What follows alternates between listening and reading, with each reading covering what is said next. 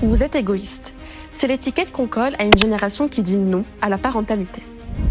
Mais si ce refus racontait autre chose qu'un simple repli sur soi, en France, le taux de fécondité est tombé à 1,68 enfants par femme, contre près de 2,9 dans les années 60.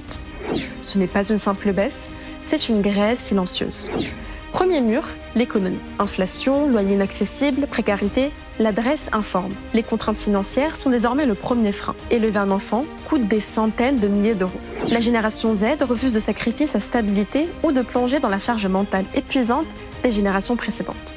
Mais vous savez pourquoi ? Parce que les anciennes générations qui nous jugent aujourd'hui sont celles qui nous ont traumatisés et nous ont poussés à réfléchir avant de faire des enfants. Pour beaucoup, la liberté financière est devenue incompatible avec la poussette.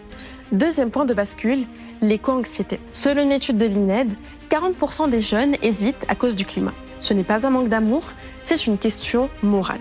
Enfin, il y a la redéfinition du bonheur.